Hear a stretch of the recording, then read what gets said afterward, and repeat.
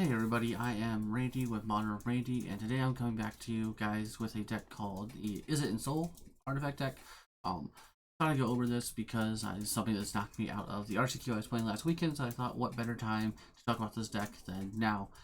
As always, if you guys are liking what I'm doing, go ahead and give a like to the video, subscribe if you want to keep up with me and see what's going on, and don't forget to comment about, what you think, what you guys are seeing out in the RCQs, what you guys are playing in the RCQs. Let me know, love to hear from you. But let's go over this deck and kind of break down what it's doing and how it is winning. So the Izzet ensoul artifact deck is essentially looking to go and play a 1-drop on turn 1, either through Vidarian Epicure or Spygrass Siren. Both of those make either a map token or a blood token respectively, and the ideal goal is playing ensoul artifact on turn 2, turning that into a 5/5 creature and being able to smash your opponent for 6 damage that turn. That's the goal here we're trying to do.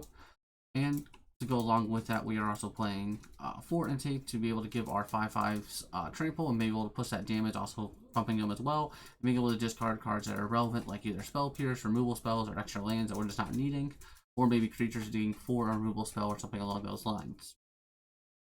We also have Smuggler's Copter, which was a big boon to this deck, kind of what helped push it into the metagame, I want to say, back when, right before RC Atlanta of last year.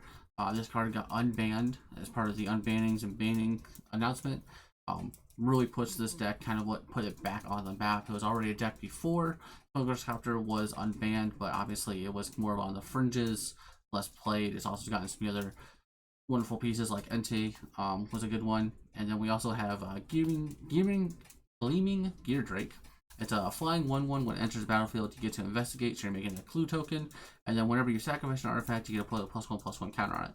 So if you're sacrificing for Shrapnel Blast, you're sacrificing for Torture the Tower for the bargain, you're sacrificing a blood to discard an extra card and draw, you're sacrificing a map token, whatever.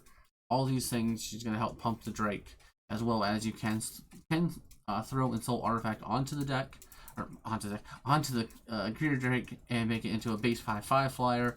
Makes it much more scary. And then to go along with our ensoul artifact, we also have Case of the Flinched Falcon. So this is one of the new cards. When it enters the battlefield, you get to investigate. To help solve this, you need to have 3 or more artifacts, and then once it is solved, you have to pay 3 mana, 2 in a blue to sacrifice it, and you make a non-creature token, or sorry, non-creature artifact into a 0/0 bird with 4 +1/+1 counters on it, so it makes it a 4/4 flyer. It's going to help push that damage. Always a good thing. We also have Cryptolyptic Coat. Here's just another, is this another creature to help go through with the deck. Also an artifact in itself, as well as this recursive threat helps push the damage. And then one of the newest cards here is the Leading Extruder. To 1 in a red. When it enters the battlefield, it does 2 damage to any target.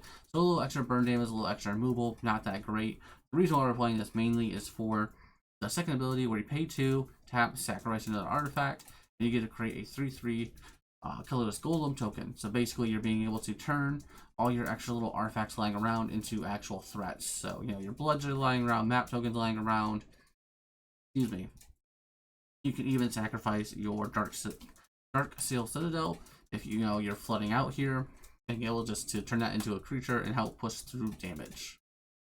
And then for our interaction for the deck, we're running 4 Torch to the Tower.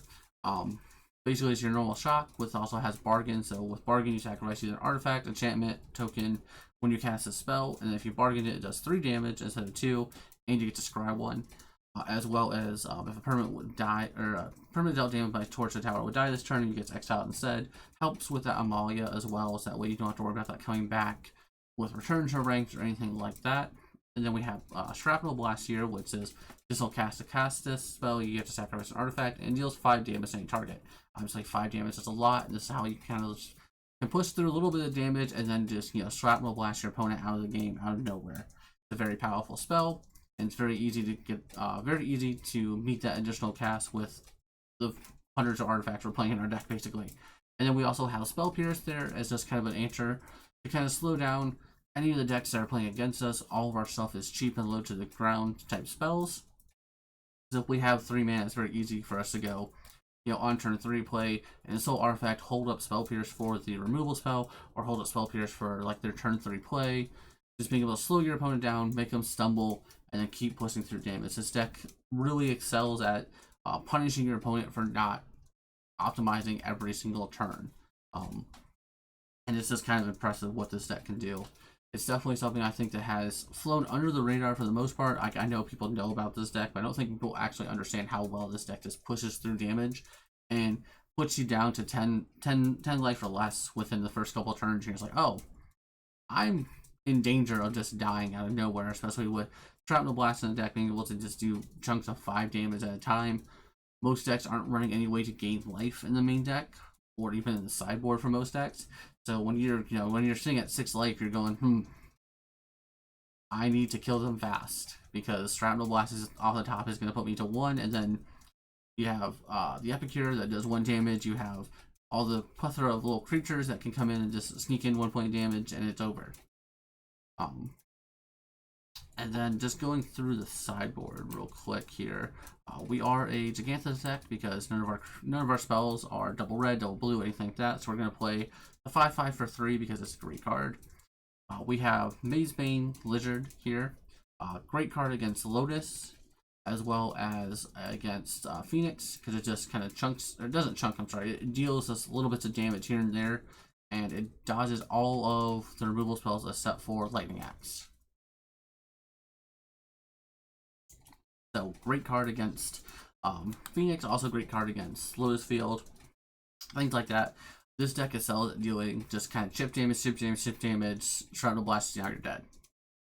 And so Mazebane fits right into this. If you guys aren't playing this in your sideboard and you're playing a red deck in general, probably should be playing this. It's really great against Phoenix, it's really great against Lotus Field. It dodges most of the spot-based removal, obviously outside of like Fatal Push, things like that. But I mean, you're not bringing this in against your black deck, you're bringing this in against your red-based spell decks. And then we also have Unlicensed Hearse, obviously good card against Phoenix, eating their graveyard, denying them resources, denying them Phoenixes, great ability.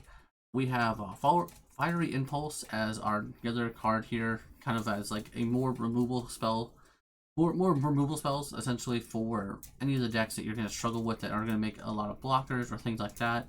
Good against like the Amalia deck. That is a deck that is something this deck kind of struggles against, is that deck.